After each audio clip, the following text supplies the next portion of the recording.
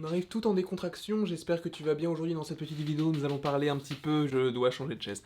Vraiment, parce qu'elle arrête pas de grincer et à un moment donné, moi ça va me gaver. J'espère en tout cas que tu vas bien, donc aujourd'hui nous allons parler de Hulk, de She-Hulk, de l'abomination de Red Hulk, mais tout ça dans la série She-Hulk. Alors, dans cette vidéo, nous allons donc parler de ces 4 personnages qui seront, selon moi, dans la série. Bon, ça a été officialisé pour 3 d'entre eux, mais c'est vrai que Red Hulk...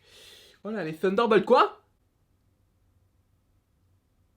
Rien dit. Bref, il y a donc She-Hulk qui devrait sortir aux alentours de 2022-2023, même si je parie un petit peu plus pour 2022. Donc ça devrait arriver prochainement. Dans la série, on a appris grâce à la journée des investisseurs de Disney où on a découvert bon nombre de séries plutôt sympathiques comme Iron Heart ou Armor Wars, ou encore des films comme, je ne sais pas, Quantum Mania, ou encore Les 4 Fantastiques, ou tout ce qui va arriver dans le MCU, sachez qu'on va être gâtés, ça va être cool, ça va être sympa, ça va être frais, ça va être tendance...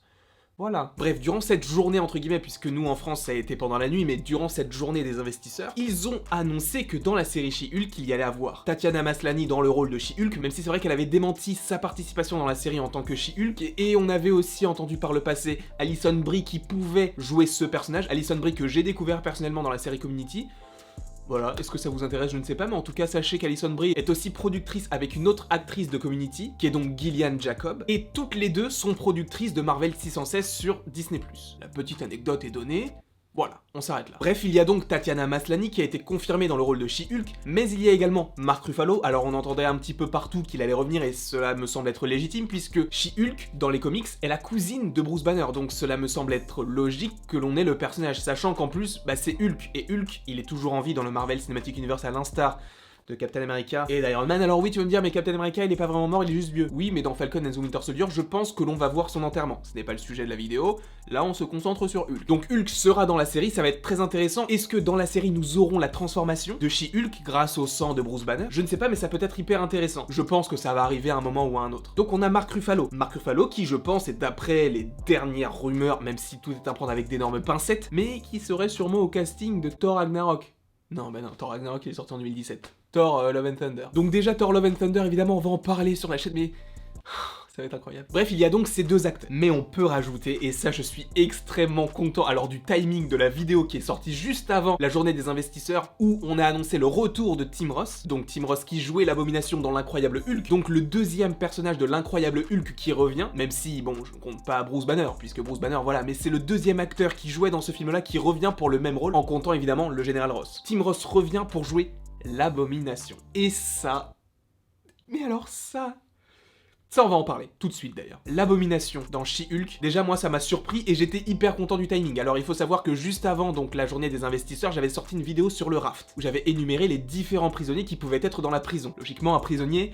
c'est dans une prison. Mais tu as compris l'idée, j'avais notamment mentionné l'abomination. Après, je m'étais dit qu'il était enfermé de toute façon puisqu'il n'est pas mort à la fin de Hulk. Et c'est vrai que dans un des courts-métrages Marvel, on l'évoque. Et il me semble que c'est l'un des courts-métrages avec donc l'agent Coulson, mais également l'agent Jasper Sitwell. Jasper Sitwell que l'on avait déjà vu dans Avengers, que l'on avait également dans un plus grand rôle vu dans Captain America le Soldat de l'Hiver, puisque c'est l'agent de l'Hydra qui est infiltré dans le Shield. Enfin, l'un des agents, puisqu'il y en a plein. Quasiment la moitié des agents du Shield, à l'époque d'Avengers et Avengers 2, étaient en fait des agents de l'Hydra infiltrés. Bref, on n'est pas là pour parler de ça. Je disais donc que, durant ce petit court-métrage avec Jasper Sitwell et Phil Coulson, alors je ne me souviens plus forcément du nom du court-métrage, mais dans ce court-métrage, on t'évoque Emil Blonsky, donc Tim Roth, donc l'abomination, et on te dit qu'il a été enfermé quelque part et qu'il est toujours enfermé. Alors, sachant que l'on va revoir Tim Roth, est-ce que l'on reverra Tim Roth sous la forme de l'abomination ou sous forme humaine? Je pense qu'on pourrait le revoir sous forme humaine, et ça me paraît évident qu'on va le revoir aussi en abomination. Alors, déjà que l'abomination, moi, me faisait très peur à l'époque quand Hulk est sorti, vu que c'est un petit peu un mélange de lézard mélangé à un crocodile mélangé à un hamster. Bon, un hamster ça fait pas très peur, mais voilà. Bref, c'est quand même un personnage qui était assez effrayant, et moi, c'est vrai qu'il me faisait peur. Bon, aujourd'hui j'ai grandi, j'ai pris en maturité, j'ai plus peur de rien.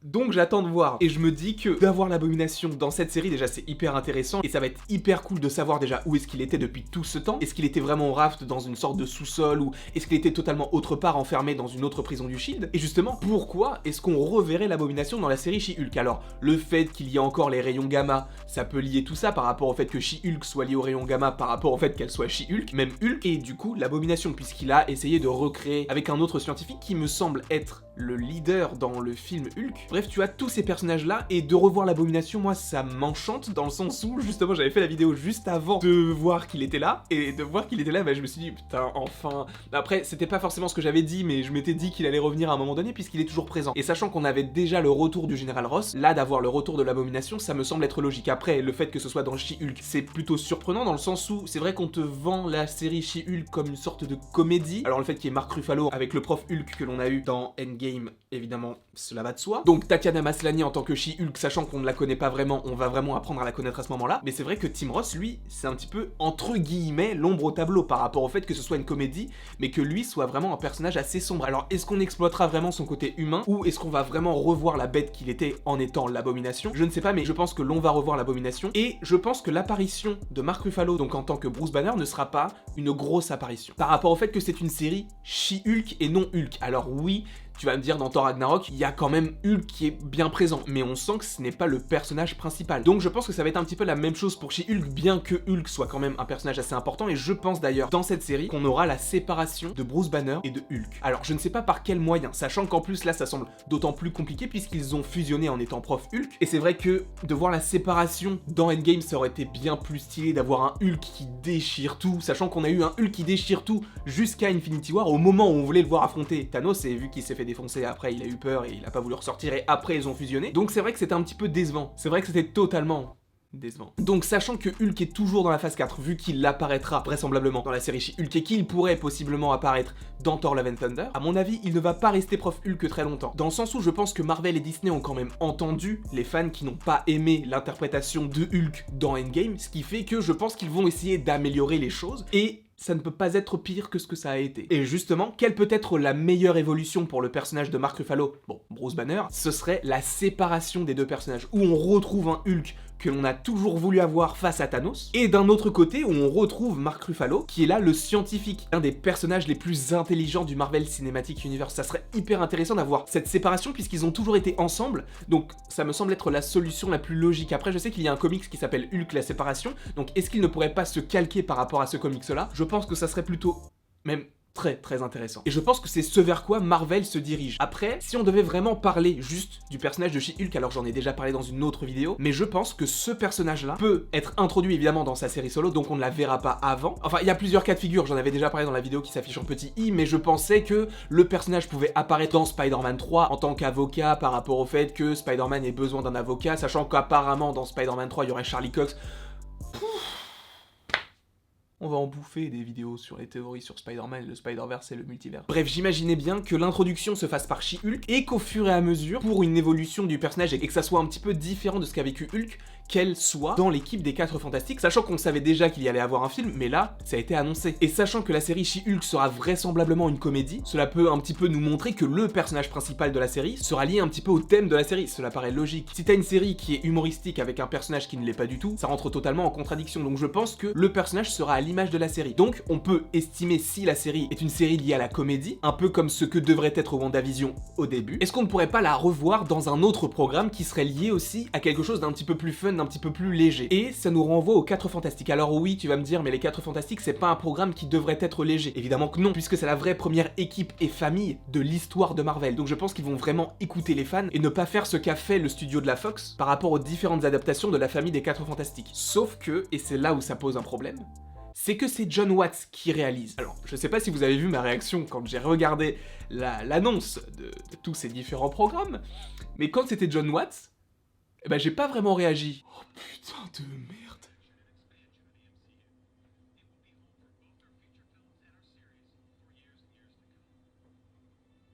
Putain de merde. Enfin, dans le sens où je me suis dit, ah c'est cool. Mais après je me suis dit, mais c'est qui? J'ai regardé, c'est lui qui a fait Spider-Man Homecoming et Spider-Man Far From Home, et c'est lui qui va faire Spider-Man 3. Alors, on ne peut pas forcément juger uniquement sur Spider-Man Homecoming et Spider-Man Far From Home, il faudra attendre Spider-Man 3 qui semble être une pépite, mais calmons-nous. Même s'il ne faut pas se baser que sur ces films-là, je me pose beaucoup de questions sur les 4 Fantastiques. Sauf que si la série She-Hulk est une série un petit peu comique, même si ça va pas être dans le comique mais plus une sorte de comédie, et que le personnage de She-Hulk est à l'image de cette série, dans le sens où elle sera aussi liée à la comédie, est-ce que ce personnage ne peut pas rentrer en compte dans une équipe qui, au premier abord, semble être vraiment une équipe sérieuse, mais qui sera réalisée par quelqu'un qui adore mettre de l'humour, et qui est vraiment un réalisateur qui dit oui à tout, dans le sens où, si le studio te dit de rajouter une blague à telle minute, il va le faire. Hein. Donc sachant que ces 2 premières productions chez Marvel ont été des comédies, enfin des films beaucoup plus légers et qui n'imposent pas quelque chose de beaucoup plus sérieux et beaucoup plus pesant, est-ce que ce personnage de She-Hulk n'interviendrait pas plus facilement dans cette série par rapport au fait que le personnage soit un personnage un petit peu plus léger et que le réalisateur fasse des films légers? Enfin, il y a beaucoup de choses qui se passent dans ma tête et le fait que John Watts réalise le film, je me suis dit que c'est pas impossible que l'on ait ce personnage-là si c'est une comédie, puisque les 4 Fantastiques c'est vraiment une famille, une équipe qui est selon moi vraiment très très sérieuse dans le sens où c'est vraiment très scientifique. Après c'est vrai que tu as le personnage de Johnny Storm qui est un petit peu la roue libre de l'équipe, mais je me dis qu'en plus changer un petit peu l'équipe dans le sens où tu aurais Mister Fantastique, la femme invisible, la torche humaine et donc She-Hulk, mais pas encore la chose, je pense que ça peut être hyper intéressant. Et après d'avoir du coup les 4 Fantastiques originels avec la chose qui intervient à un moment donné et She-Hulk qui elle fait sa vie soit dans l'espace soit sur Terre. De toute façon ça on en avait déjà parlé, mais je pense que ça peut être plausible. Après à voir, évidemment pour l'instant on n'a toujours pas assez d'informations sur cette série qui devrait sortir vraisemblablement en 2022. En tout cas, je croise les doigts.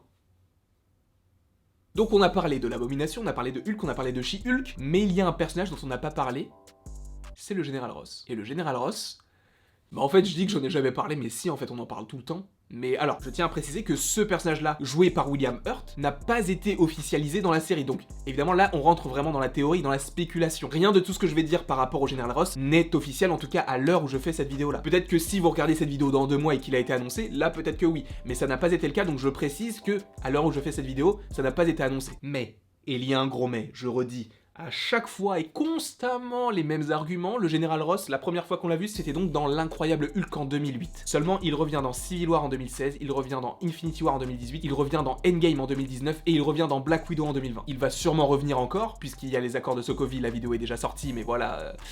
voilà. Mais donc le personnage du Général Ross, je le dis tout le temps, mais il ne revient pas pour rien. Oui, il est revenu avec les accords de Sokovie, mais par rapport aux accords de Sokovie, tu peux mettre n'importe quel mec au gouvernement. Pourquoi avoir remis le Général Ross, joué par William Hurt déjà dans l'Incroyable Hulk en 2008, dans Civil War et dans les futurs films? Pourquoi? Quel est l'intérêt? Le Général Ross, qui dans les comics c'est Red Hulk. Et en plus, il a un passé avec Hulk, dans le sens où il ne l'aime pas du tout. Il a aussi un passé avec Emil Blonsky, et sachant que She-Hulk est une avocate, donc avocat justice, justice gouvernement, est-ce que je vais trop loin? Possiblement. En plus, ça rime. Je vais vraiment me lancer dans la poésie lyrique. Non, non, non, on va rester sur YouTube, hein. C'est beaucoup plus sûr. Quoi qu'il en soit, le Général Ross, selon moi, ne revient pas pour rien. Et à mon avis, on va le revoir en Red Hulk. Pourquoi? Je ne sais pas. Est-ce qu'il sera gentil?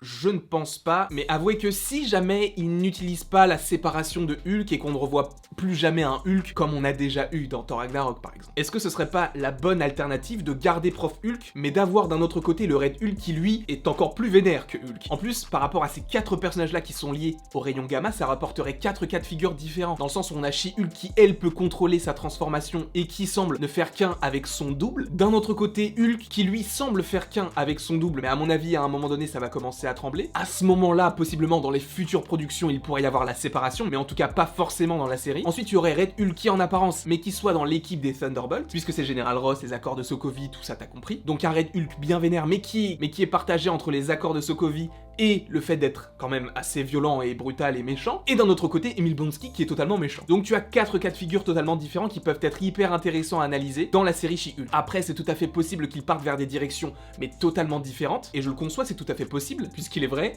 que je me trompe souvent, mais je te hype, dans le sens où, évidemment, on veut tous les 4 personnages liés au rayon gamma dans la même série, et si c'était dans She-Hulk, sachant que tu as l'Abomination, Hulk et She-Hulk dessus, pourquoi ne pas rajouter Red Hulk qui revient pour je ne sais quelle raison, sachant que ça pourrait être n'importe quel personnage, mais qui revient et qui pourrait donc être Red Hulk. Je pense que ça peut être une solution, après je ne sais pas ce que vous en pensez, j'espère que cette vidéo n'a pas été trop longue. En tout cas, She-Hulk, pour moi ça va être une très très bonne surprise, j'ai hâte d'être... surpris du coup. Mais à mon avis, il ne faut pas sous-estimer cette série-là, parce que déjà il y a Mark Ruffalo c'est un acteur exceptionnel. Son Hulk dans Endgame est vraiment, je le dis, moi je le trouve mauvais. Mais bon, Passons. Cette série arriverait possiblement en 2022, 2023, je ne sais pas, je pense plus pour 2022, puisqu'elle a déjà été annoncée depuis pas mal de temps, et en plus, elle était prévue pour 2022, et sachant que Miss Marvel a été annoncée en même temps, et qu'elle va possiblement sortir en 2021, je pense que She-Hulk a beaucoup plus de chances de sortir en 2022 qu'en 2023 ou en 2021. Donc, évidemment, on a le temps de la voir venir, et il y aura d'autres vidéos théories en rapport avec les différents trailers qu'il y aura, et sachez vraiment que du Marvel, tu vas en bouffer. Et moi aussi d'ailleurs. Bref, en tout cas, j'espère que tu as apprécié cette vidéo. N'hésite pas à l'aimer, à la partager, à la commenter et à t'abonner. Cela me ferait extrêmement plaisir. Et il ne me reste plus qu'à te dire à la prochaine pour la prochaine.